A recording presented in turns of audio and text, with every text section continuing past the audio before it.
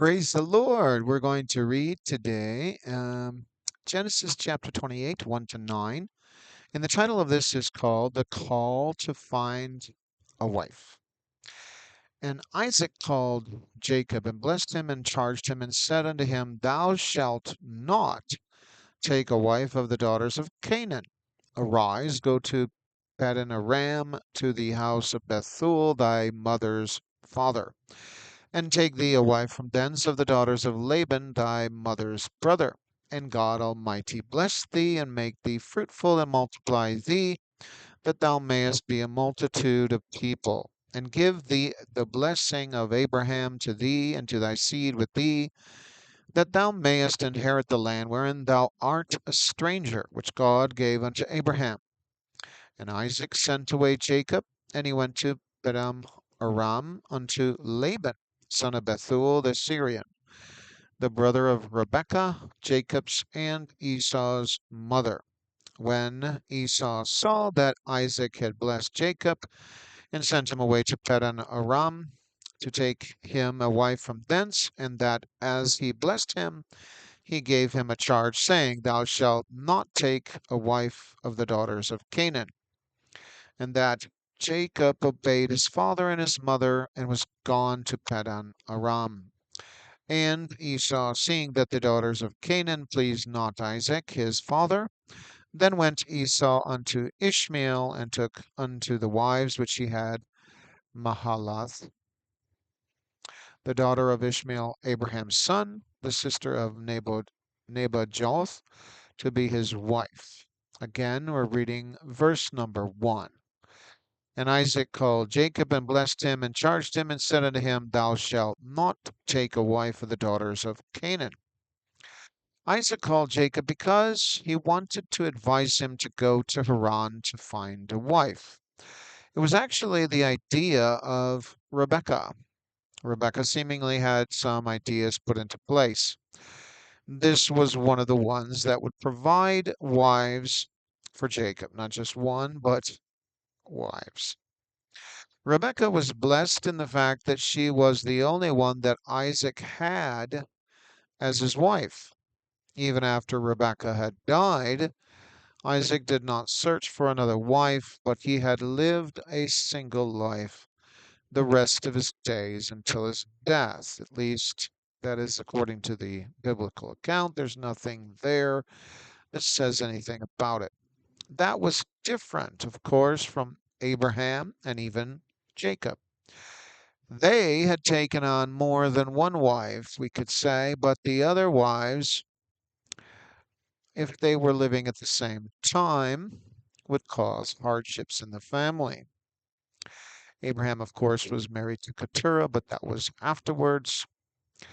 Abraham was married, or in a sense, had a concubine, we could say, of Hagar. That caused problems. Jacob had wanted to marry Rachel, but got married to Leah at first, then Rachel, and then problems started, and then the two other concubines or wives.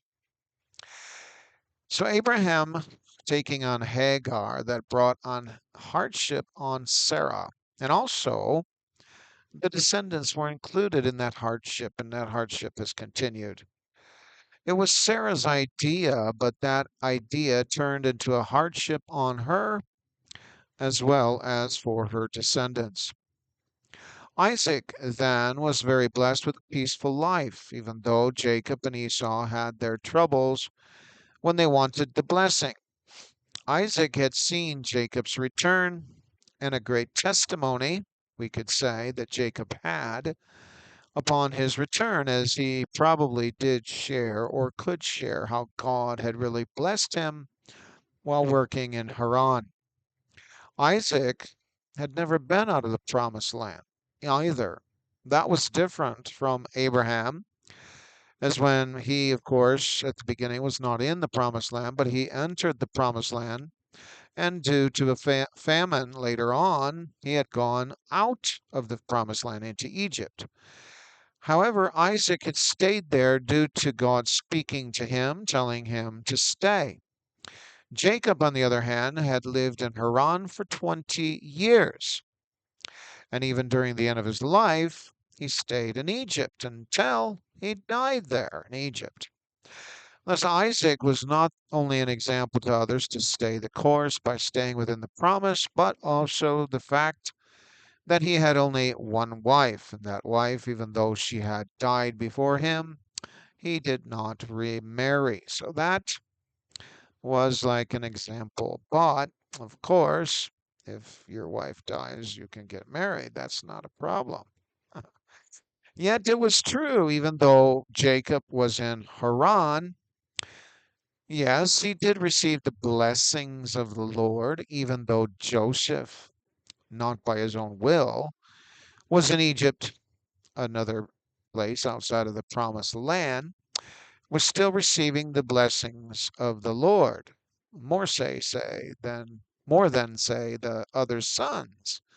And he would see his dreams fulfilled too by God, and the other sons would come and do exactly as his dreams had noted, that they would bow down to him.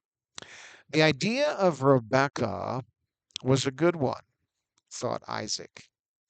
He then commanded Jacob to go on to Haran to find a wife, one that would follow the ideas that Abraham had more than the Canaanite wives, who would probably bring a lot of hardship on Jacob, too, as well as Isaac and Rebekah. This was an example of the fact that Christians should choose to marry Christians, not unbelievers, for it will do best for the descendants and show a good example too, and the hardships would be a lot less. Verse 2 says, Arise, go to Padan-aram, to the house of Bethuel, thy mother's father, and take thee a wife from thence of the daughters of Laban, thy mother's brother. We have not a glimpse of what the other wives in Haran were like. There were specifications, though, for Jacob, and that was for him to seek a wife only of the house of Bethuel and no other. The specifications were even more, even narrower than that, to take a wife from the daughters of Laban, Rebekah's brother, and no else.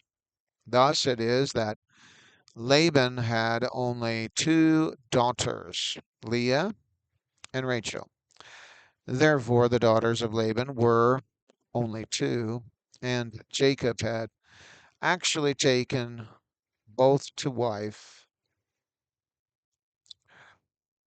Yet, even so, it was better, according to Laban, that Jacob had gotten his daughters for his wives than any other man.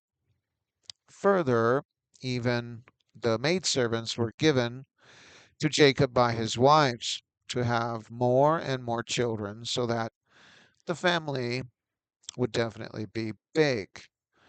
They were keen on having a large family to a smaller family, and it seemed that both Leah and Rachel wanted more and more children. But Rachel, in the end, only had two, and the last one, Benjamin, she could not enjoy either, but she had died while having the child. Thus, Leah had become the only wife after Rachel's death, but the other two maidservants were, in a sense, wives too, but they were commonly referred to as concubines. What seems to be interesting is the encounter with Laban, as Jacob had fled from him, found in Genesis 31:33. And Laban went into Jacob's tent, and into Leah's tent, and into the two maidservants' tent, but he found them not. Then went he out of Leah's tent and entered into Rachel's tent. So we find a lot of tents there. And it also implies or says basically directly that each one, even Jacob himself, had a tent of his own. Each wife had a tent of her own. Those are some interesting details. And even though that Jacob is the husband, each wife had their own tent. Laban first went into Jacob's tent, searched for the idols that he was looking for. He did not find them. Then Laban went into Leah's tent, into the two tents of the two maidservants, who by that time were also considered, we could say, to be concubines or wives of Jacob's. And then finally, Rachel's tent.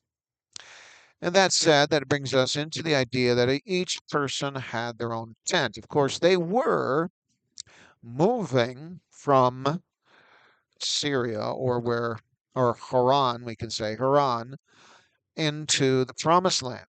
And so they had to bring their tent to put it up before they went to sleep so that they would, or if it was raining, they could be safe. Therefore, when considering Isaac, Rebekah, Jacob, and Esau, and many times um, they were in tents. We only find a few places that speaks of a house. I found one when it was speaking of Isaac in his later days, and of course we'll look at that. Jacob was probably following tradition in the fact that when they were moving, of course, they had tents and they had separated a tent for each person, which kind of is interesting. So they had been living in tents, but when Jacob had gone to Haran, it seems that the family there in Haran did not, in fact, live in tents. In Genesis chapter 29:13, it says, "And it came to pass when Laban heard the tidings of Jacob his sister's son, that he ran to meet him and embraced him and kissed him and brought him to his house.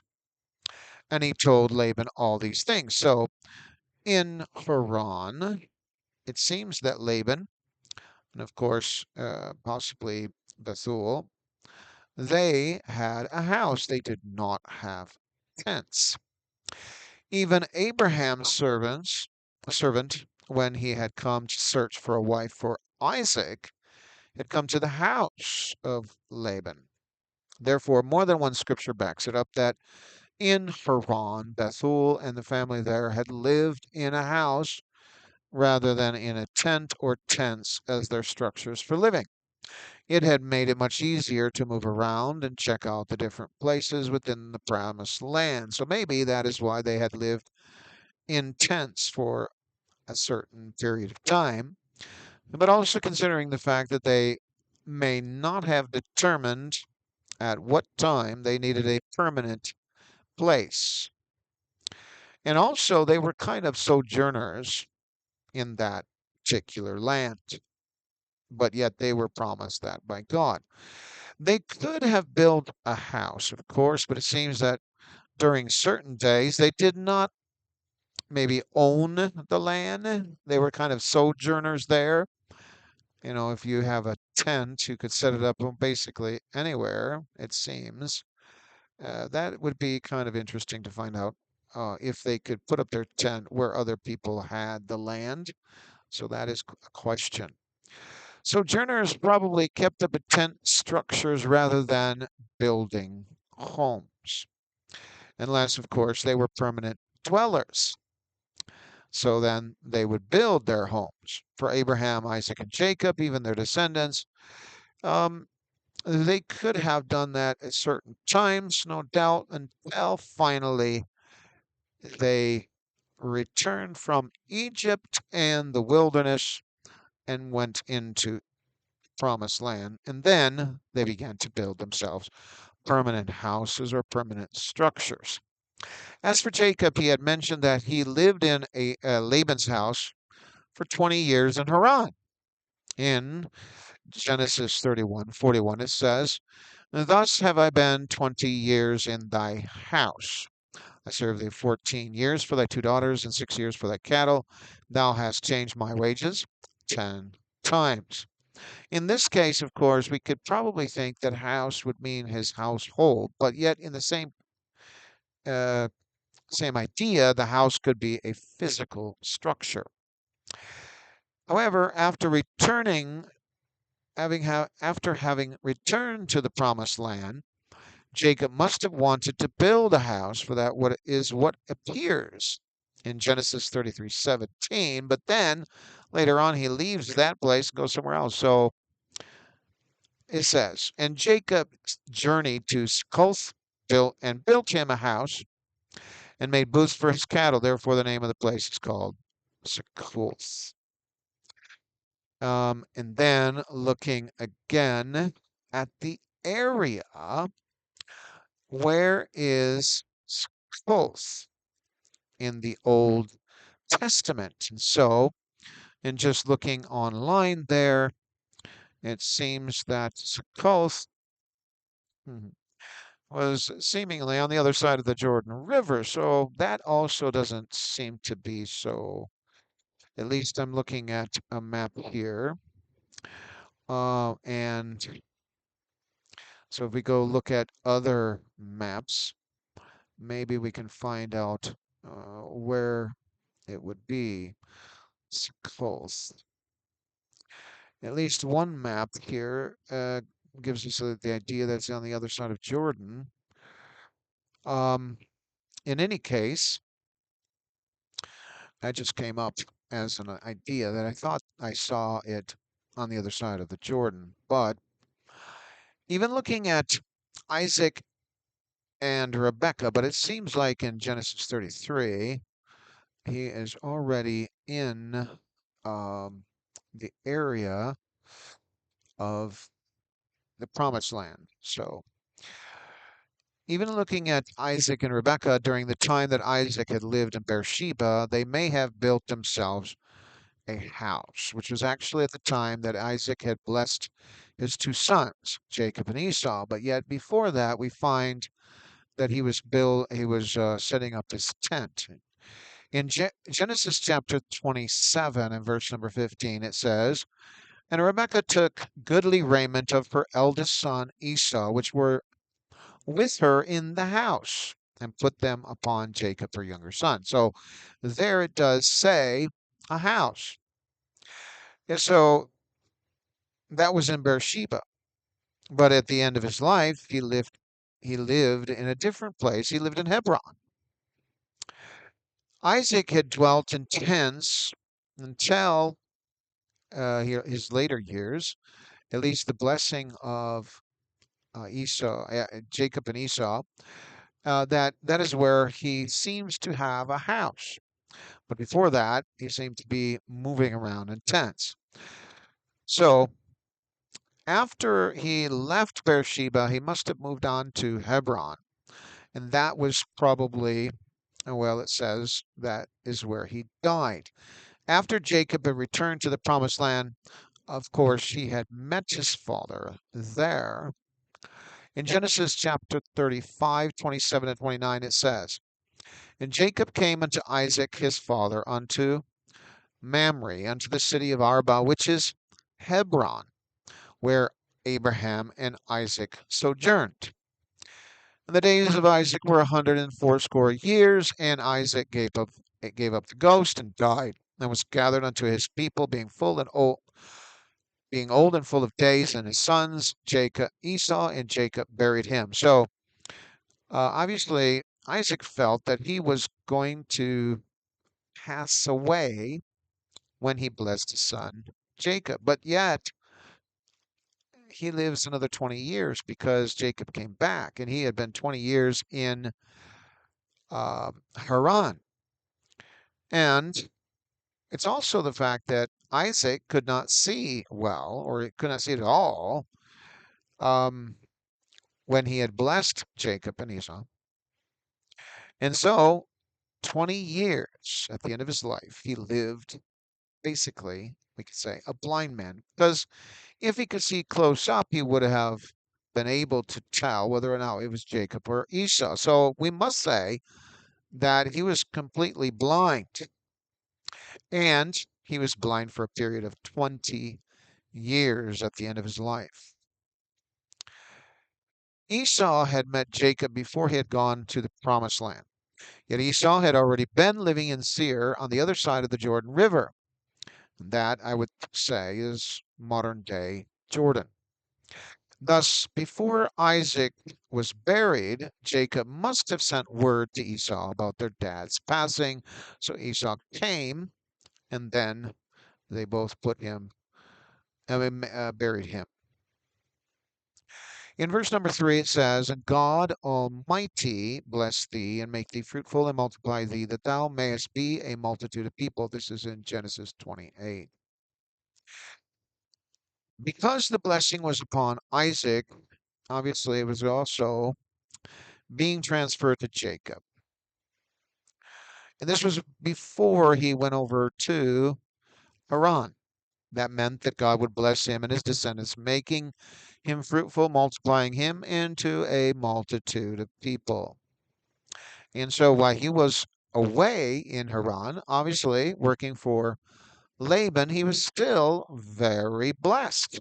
As for Jacob, he was the one who had 12 sons. So he came back after working for Laban and having two wives, two concubines, or four wives, however you want to say it, multiplying very quickly.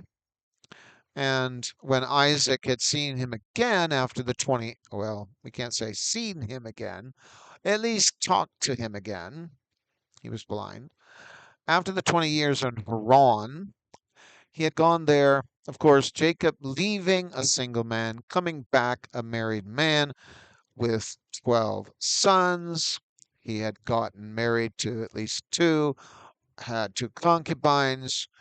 And so Isaac was not only going to be able to hear or talk with his grandchildren, 12 of them at least, and a daughter, I suppose, but he would see, or he would be able to conversate with Jacob's two wives or two concubines, two wives and two concubines, or four wives, however you want to say it.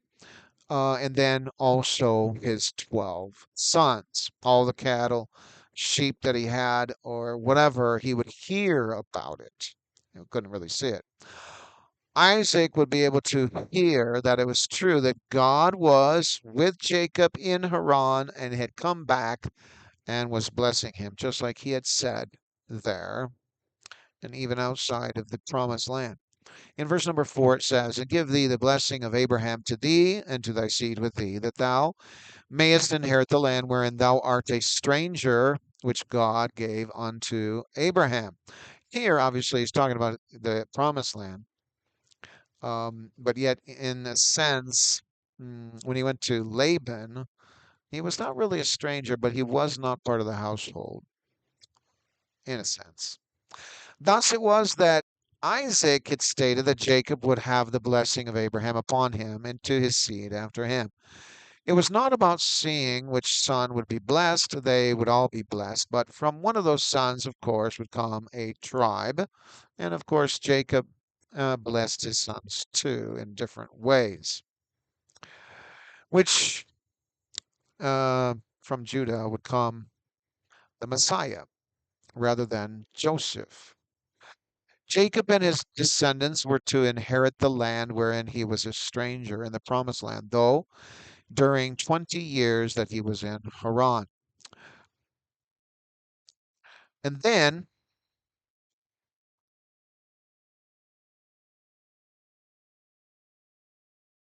excuse me, Jacob and his descendants were to inherit the land wherein he was a stranger, that is, in the promised land. Though during 20 years he was in Haran, and then at a later stage of his life, of course, he was in Egypt. So, in other words, I'm trying to say that he had spent time outside of the land of promise and even died in Egypt.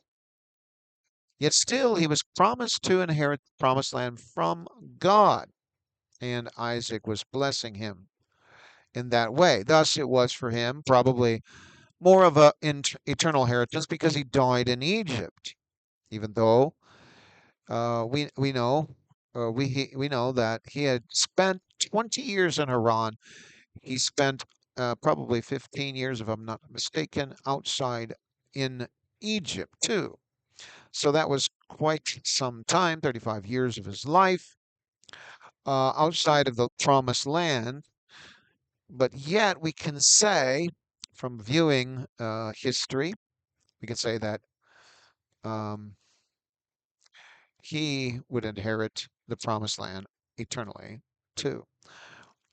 Verse 5 says, And Isaac sent away Jacob, and he went to Padan-aram unto Laban, son of Bethuel the Syrian, the brother of Rebekah, Jacob's and Esau's mother. In Isaac's and Rebekah's mind, Jacob would probably be away a year or two or something like that. Little did they know that Jacob would actually spend about 20 years, right, yeah, 20 years in Haran with Laban working for him. Rebekah could have spoken to Laban requesting him to return, but we are not given any of those details. Jacob did stay for so long a time, but he finally came out of Haran to return to the promised land, but his mother had already died. We're not given the specific time period of when Rebekah had died, but she died before Jacob had returned. Therefore, when he had left, that was the last time Rebekah was to see him in that life, temporary life.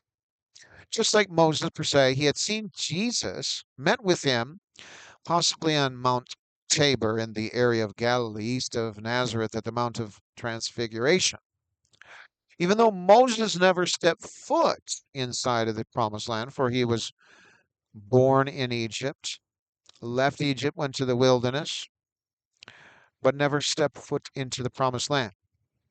But on the other side of his life, he was found with Jesus, probably on Mount Tabor, which of course the Bible refers to the Mount of Transfiguration. So he met with Jesus within the promised land site. Therefore, we can say that he also was able to enter into the promised land in the next life. He had met with Jesus within that promised land site. Thus, it could be very well the same with Jacob, that he died, though, in Egypt, but then he inherited the promised land in the next life.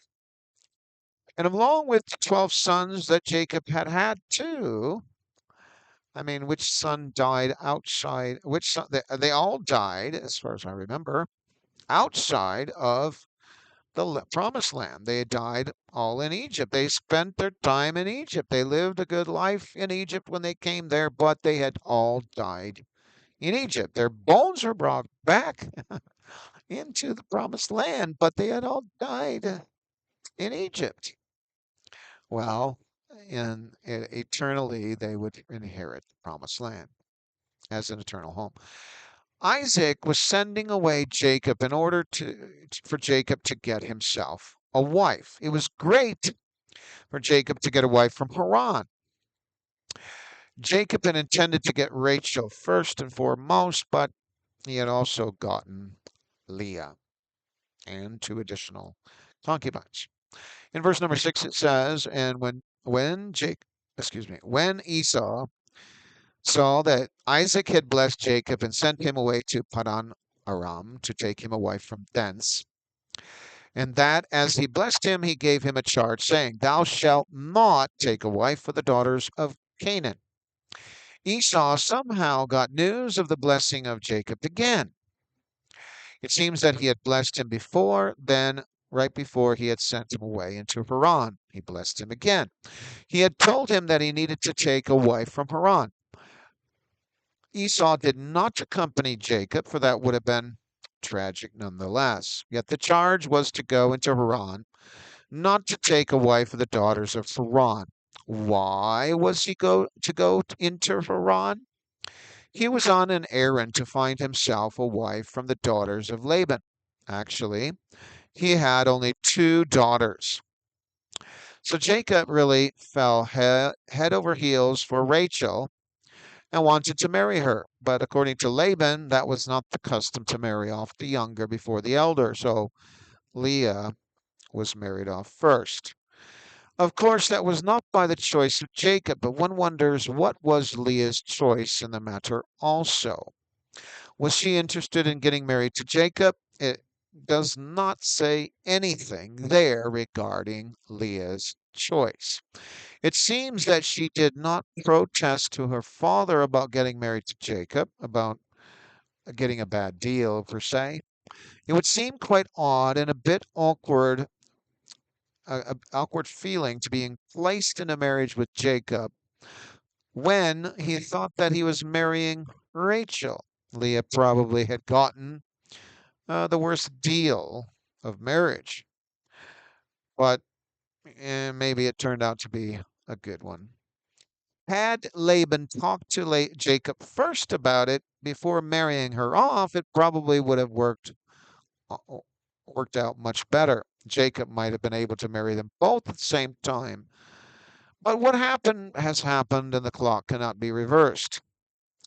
Yet Esau himself took that advice in a sense that he overheard or heard it later.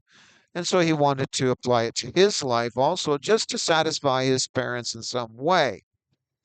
He must have recognized that the daughters of Canaan were not beneficial for them.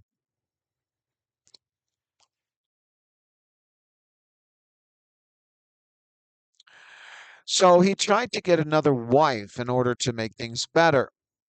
In verse number 7, it says, "And that Jacob obeyed his father and his mother and was gone to Padan-aram." Esau seemed to be eyeing Jacob's actions from that point on, too. What was Jacob going to do? Esau seemed content to somehow apply those actions in his own way, but it would not be, of course, the same. Jacob had obeyed his father and his mother. Esau could have learned that obedience to his parents' commands was better for him too. Esau saw nothing wrong at first in marrying the daughters of Canaan. He might have been told otherwise, but that at the time did not change his mind. What did change his mind is the effect that it had later on in his life. In verse number 8, it says, "And Esau, seeing that the daughters of Canaan pleased not Isaac his father." Esau must have heard that the daughters of Canaan had not pleased his father, so he tried to reconciliate. But the marriage to those daughters could not be changed.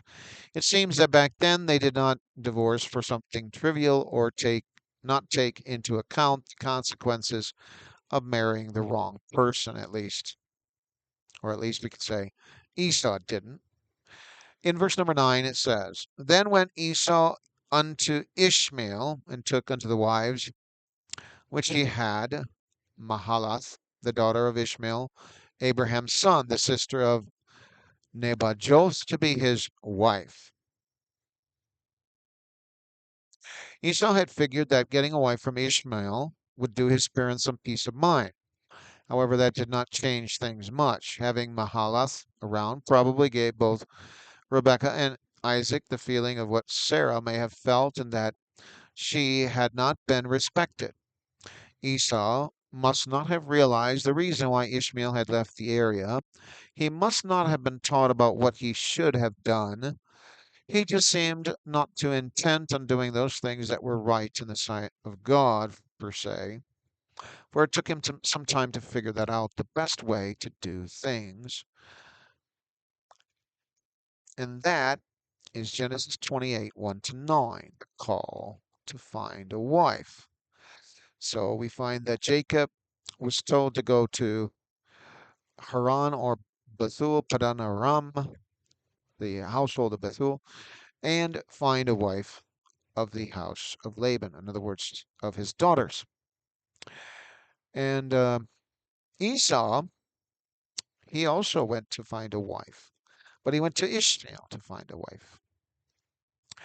May God bless you today in Jesus' name.